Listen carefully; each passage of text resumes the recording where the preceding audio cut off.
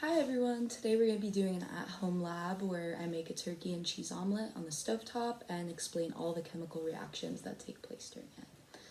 First, I'm going to heat up some olive oil in a pan so my ingredients don't stick. Then I'm going to chop up some turkey and fry it up, make sure it's nice and crispy and brown, and then I'm going to remove it and save it for later.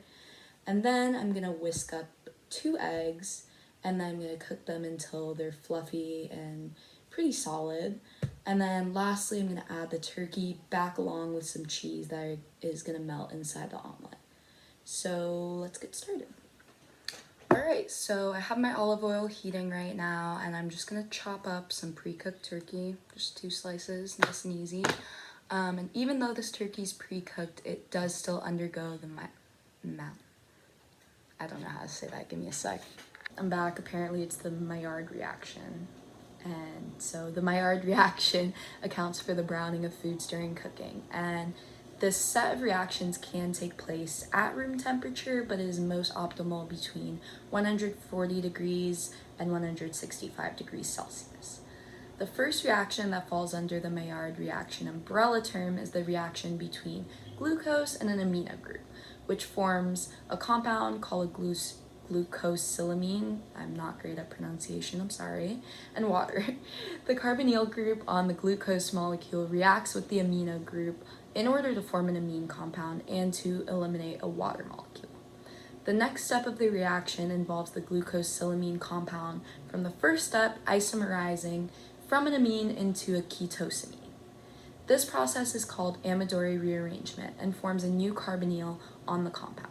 The final step is the ketosamine compound reacting in a number of ways in order to form different products, which can also react further. The outcome of these products can depend on cooking conditions such as temperature and pH.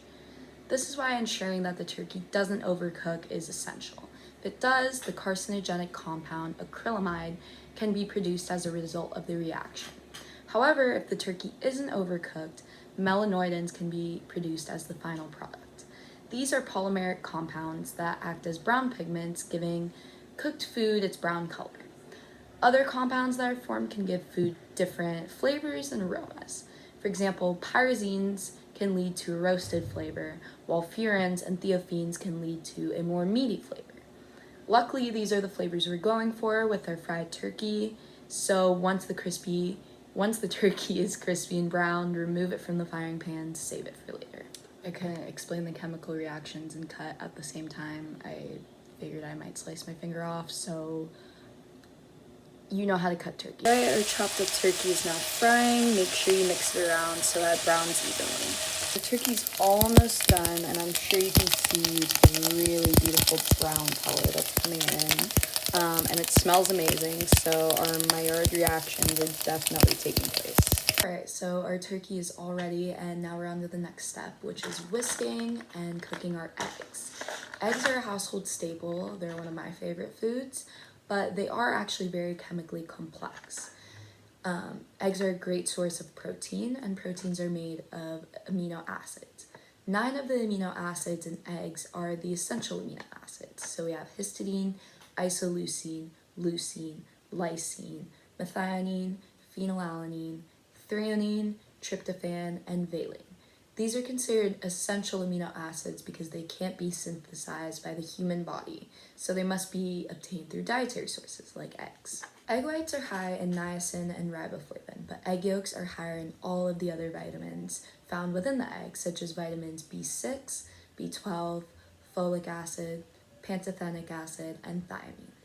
The egg yolk contains all of the egg's vitamins A, D, E, and K, and these vitamins are used within the body to derive coenzymes, which help carry out reactions that normal amino acid side chains cannot, such as oxidation and reduction reactions.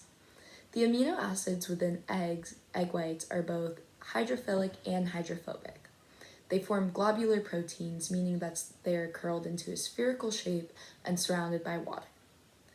Therefore, the hydrophobic amino acids stay near the center of the sphere, and the hydrophilic amino acids stay near the exterior. By whisking the eggs, the proteins will be denatured or unfolded by breaking the chemical bonds that hold them together. So on that note, I'm going to whisk up 2 eggs really quickly before I cook them. Okay. Oh, I just made a mess. Sorry. Right. And, oh, can't see it. I'll show you in a second. Just make sure they're nice and whisked and all of the eggs and yolks are combined. And then this would be a good time to add some seasoning. I'm gonna add some salt and pepper. Right. Perfect. And I will show you what this looks like in a second. Here are 2 whisked eggs that we're about to cook. Adding heat to the eggs while cooking will further denature the proteins and eventually provide enough energy to form new bonds between these proteins. An example of this is the disulfide bridge that will form between 2 cysteine molecules, an amino acid that contains a thiol group. Through oxidation, the disulfide bridge forms and contributes to the new network of interconnected proteins formed due to cooking. The water that used to surround the proteins is now held in the new protein structure. If the eggs are cooked for too long, too many new bonds will form, and our eggs will become tough and rubbery, which we obviously don't want.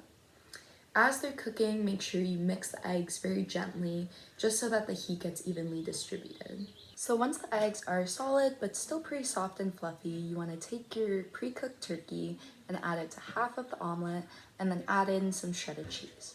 When cheese is heated, the solid milk fat will begin to liquefy and beads of melted fat will rise to the surface. As time goes on, the bonds holding together the casein proteins in the cheese begin to denature, and the cheese collapses into a thick, fatty fluid. Overheating the cheese may cause the protein to coagulate too quickly, forming clumps that would be unpleasant to eat. This is why the cheese should be added towards the end of the cooking process. Using grated cheese creates more surface area and allows for the heat to evenly disperse through the cheese, which leads to even melting. Once the cheese is mostly melted, remove the cheese from the pan and allow it to cool slightly on a plate before adding toppings and eating.